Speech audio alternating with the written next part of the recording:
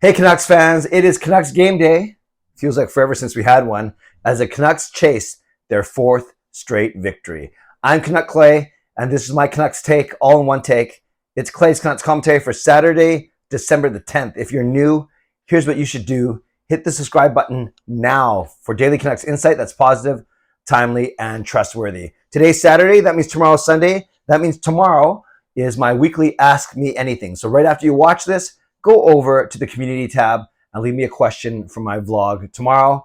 And of course, tomorrow night, 10:30 p.m., my weekly Sunday night live stream, giving away a pair of tickets to the Canucks Sharks game on December the 27th. So make plans to join me tomorrow night at 10:30 Pacific. Tonight, though, first things first, the Canucks, the Wild, both teams basically in the same spot in the standings. Minnesota has, excuse me,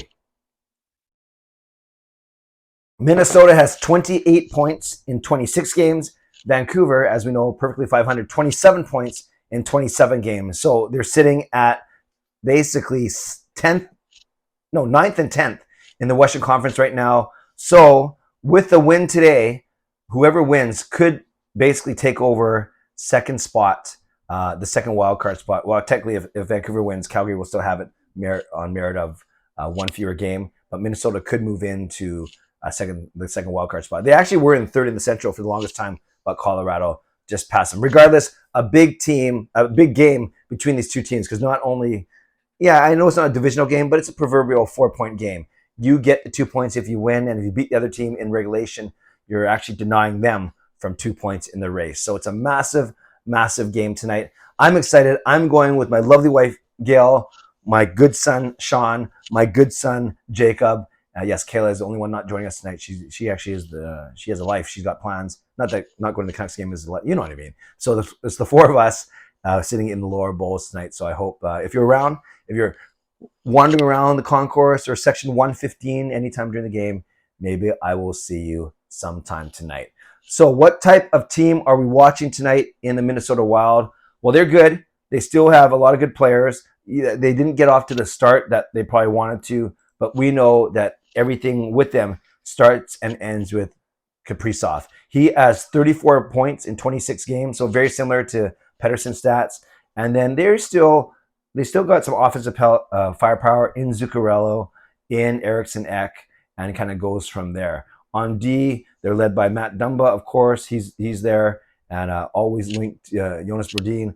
Dumba always linked to Jared Spurgeon, of course, always linked to Brock Besser trade rumors, because Besser being from Minnesota. And you remember that Minnesota beat us 4-3 in overtime at the start of the season. That was one of the many games that the Canucks were up and then gave away that the third period lead. And of course, like I said, losing in overtime 4-3.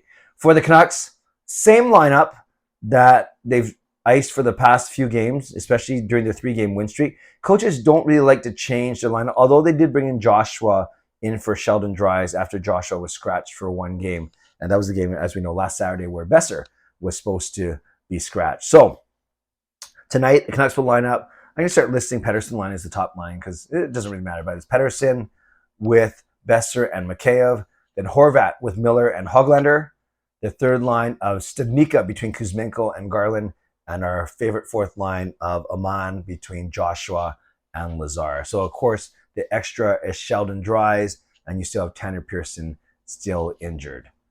Podkolzin's in Utica. I can't believe I said that, in Abbotsford, as we know. On D, the same six, and that is Hughes with Schenn, OEL with Bear, and Stillman or Still In Man with Myers. And I heard Still In Man from Vic Nazar on Sportsnet 650. That's pretty funny, actually. So Riley Stillman is, of course, Still In Man. So that means Dermott, who's healthy, Kyle Burrows, who, as we know, is healthy. They are the extra defensemen, and I don't expect them to get in lineup until Stillman does something really, really silly, and that could happen as early as tonight. So once again, Hughes, Schenn, OEL, Bear, and Stillman and Myers, Dermott, and Burrows are your extras. And as expected, Spencer Martin will be the starter. Martin hasn't put the strongest back-to-back games. He got pulled against Montreal. Then he maybe led in one or two he shouldn't have led in their win against San Jose. But hey, he's winning. Although Delia gets the win for Montreal, but the Canucks are winning, going for their first 4-game win streak of the season. And if they win, You guys have seen me do the gritty for the first 3-game win streak. Then you saw me do the running man. If they win today, I mean, I guess I got 24 hours to think of a dance for tomorrow night's stream. Give me your score prediction. Give me your first goal score for the Canucks. We are 27 games in, 28 now, starting the second third of the season, and I still have not got my 4-2 victory. So tonight is the night. The Canucks are going to win 4-2. That is my score prediction. And let's go with Mikheyev as the first goal scorer. He got 2 against Montreal. Let's go with Mikheyev as the first goal scorer for the Canucks. So give me your score prediction. Give me your first Canucks goal scorer. 2 other things real quick I want to touch on. JT Miller. This could have easily turned into a drama. Remember the Wednesday night game against San Jose? We beat them in overtime. It went basically the whole of overtime. Pettersson scored with less than 30 seconds left. And JT Miller did not see a shift. It started off as Pettersson and Horvat, which they usually do. Then we saw one time with Brock and Kuzmenko or Mikheyev. I think it was Brock and Mikheyev, actually. That's what it was. And then we saw also Garland get some time there, as well as, I'm missing someone because there are 6 forwards that got out there.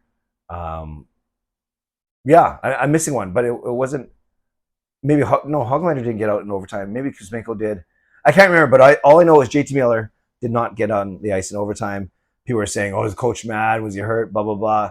Could it easily become another side story, another distraction like the Canucks have had many, Dory, Luongo, Besser, whatever it may be. But this one, to both the coach and the players' credit, the very next day, they diffused it, or the Friday. Yesterday when they spoke to the media, they had a day off on Thursday. Boudreau simply said he's been our best player for the year that he's been here. I think Petey's rivaling that now. But overall, Miller was the best player last season. But sometimes you're not going to be going. And he said he's not worried about Miller at all because he might play him 25 minutes. I hope not, but he might go back to the very next game and play him 25 minutes. So not a big deal from Boudreau. And Miller, even more impressive, said, it was a rough game for him. And he has no problem with the coach putting out players who are going well and who give him the best chance to win. So I'm glad that it's a non-issue, not like we need another distraction or another side story here. So they put that to bed pretty quickly. Also, Luke Schenn, a lot of talk about him as he continues his very strong season. As we know, he's on the second year of his 2-year contract, so he'll be a free agent at the end of the season. Could you trade him for a draft pick at the trade deadline to a contending team? Perhaps. How much is he going to play on that contending team as opposed to here? That's something to keep in mind. But Luke Schenn came out and basically said he did not move here 2 years ago to be 2 years and done. He wants to.